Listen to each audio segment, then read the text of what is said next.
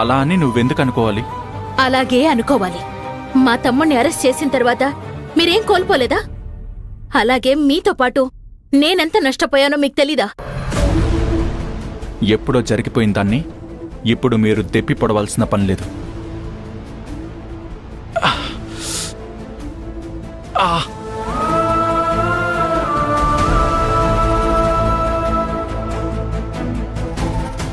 నేను కడతాను. అక్కర్లేదు. మీరు కట్టుకోవడానికి ఇబ్బంది అవుతుంది. దేని దానికే వదిలేయండి, నేను కడతాను. ఆఫ్టర్ ఆల్ షూ లేస్ కట్టుకోలేకపోతుంటేనే నువ్వు సహాయపడతాను అంటున్నావు. మంజు వాళ్ళ అమ్మ నేరం చేసిందా లేదా అనే విషయం పక్కన పెడితే ఆవిడికి న్యాయం జరగాలనే ఈరోజు నేను స్టేషన్కి వెళ్తుంది.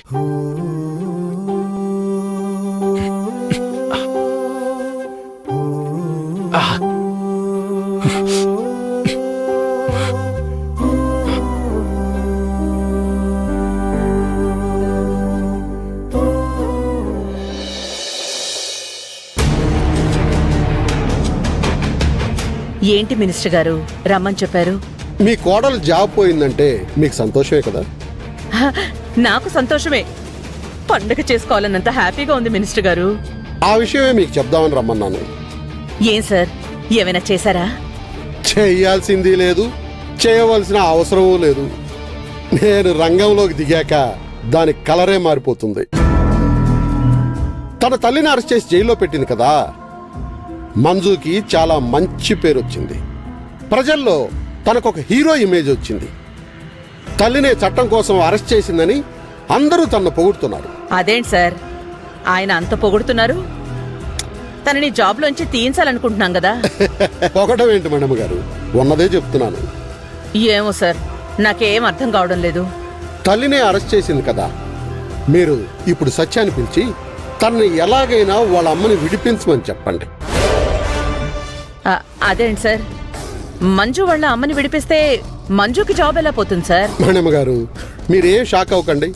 ముందు సత్యాన్ని పిలిపించండి, మంజు వాళ్ళ అమ్మని రిలీజ్ చేయించమని చెప్పండి. మంజు వాళ్ళ అమ్మ మీద కూడా సత్యాకి చాలా రెస్పెక్ట్ ఉంది. మీరు సత్యాన్ని పిలిచి ఎలాగైనా సరే అన్నపూర్ణమ్మని విడిపించమని చెప్పండి. ఆ తర్వాత జాబ్ ఎలా పోవాలో నేను చూసుకుంటాను. అదేంటి సార్, ఇంత చిన్న పని నేనెందుకు చేయను? ఆ కాకి పిల్ల జాబ్ పోతుందంటే మీరు ఏం చెప్పినా చేస్తాను. మేడం గారు ఇప్పుడు సత్యాన్ని పిలిచి నేను చెప్పినా కూడా చేస్తాడు, కానీ నేను చెప్పకూడదు, మీరే చెప్పాలి. మంజు అమ్మని విడిపించమని. ఆ ప్లాన్తోనే మంజు జాబ్ పోవాలి. అర్థమైంది సార్, అదంతా నేను చూసుకుంటాను. వస్తానండి, నమస్కారం. అలాగే. మంజు, నన్నే అరెస్ట్ చేస్తావా?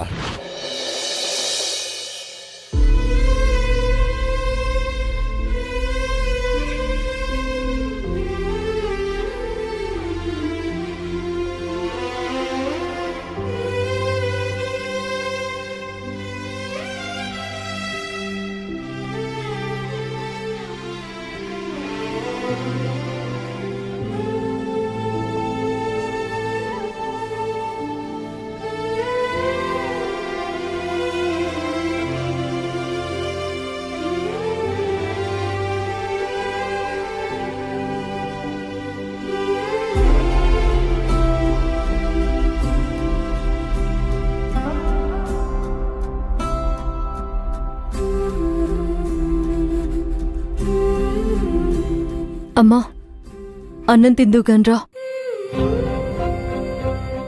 అమ్మా అని ఎంత గొప్పగా పిలుస్తున్నావమ్మా. అమ్మా అంటే అర్థం తెలుసా నీకు? అన్నం తిందురా అని నువ్వు పిలుస్తుంటే నా కడుపులో దేవినట్టుగా ఉంది. దయచేసి నువ్వు నన్ను అమ్మ అని పిలవద్దు. నిన్ను స్టేషన్కి తీసుకురావడం అనేది నా డ్యూటీ అమ్మా. నేను నిన్ను ఏమీ అనడం లేదమ్మా. తల్లి చచ్చిపోతే కొడుకుంటే కొడుకు తలకొరివి పెడతాడు. నా కొడుకు లేడు. ఉన్నది నాకు 2 కూతుళ్ళు. పెద్ద కూతురే నాకు కొడుకైనా కూతురైనా అని మురిసిపోయి రేపు నేను పోతే నా పెద్ద కూతురే నాకు తలకొరివి పెడుతుందని ఆశపడ్డాను. కాని బ్రతికుండగానే నన్ను జీవచ్ఛవాన్ని చేస్తుంది అనుకోలేదు. అమ్మా, వద్దమ్మా, ఆ అన్నంలో ఏం కలిపావో? నీ అన్నం వద్దు, నువ్వు నా దగ్గరికి రాను వద్దు.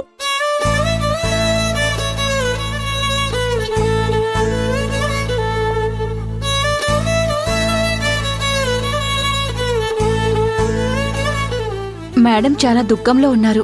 ఆవిడ్ని కాసేపు వదిలేయండి మేడం, తర్వాత తింటుందిలేండి.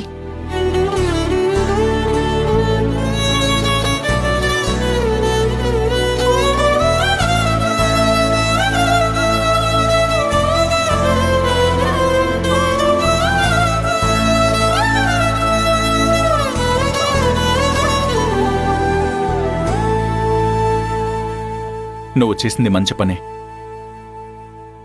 ఇంత మంచి పని చేసిన నీ ఫేస్ని నేను ధైర్యంగా చూడలేకపోతున్నాను. నువ్వు డ్యూటీ విషయంలో నన్నే మించిపోయావు. మీ అమ్మని అరెస్ట్ చేసి తీసుకురావడం అనేది ఆషామాషీ పని కాదు. ఎనీహౌ, నీ సిన్సియారిటీకి నేనే నీకు సెల్యూట్ చేయాలి. ఎఫ్ఐఆర్ రాసి రిమాండ్కి పంపించండి. ఫర్దర్గా మిగతా విషయాలన్నీ రేపు చూద్దాం. ఒక లేడీని 6 దాటిన తర్వాత స్టేషన్లో ఉంచడం మంచిది కాదు. యాజ్ పర్ రూల్స్ పంపించండి. సంధ్య, ఎఫ్ఐఆర్ రాసుకో. అలాగే సార్.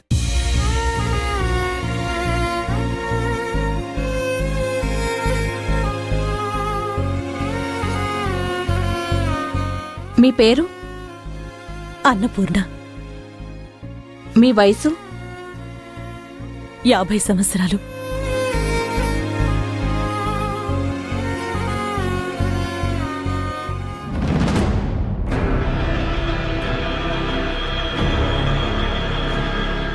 చూడండి, ఏ 4 వ్యక్తులైతే మాకు చిట్టి డబ్బులు రాలేదని కేసు పెట్టారో వాళ్లే వీళ్ళు.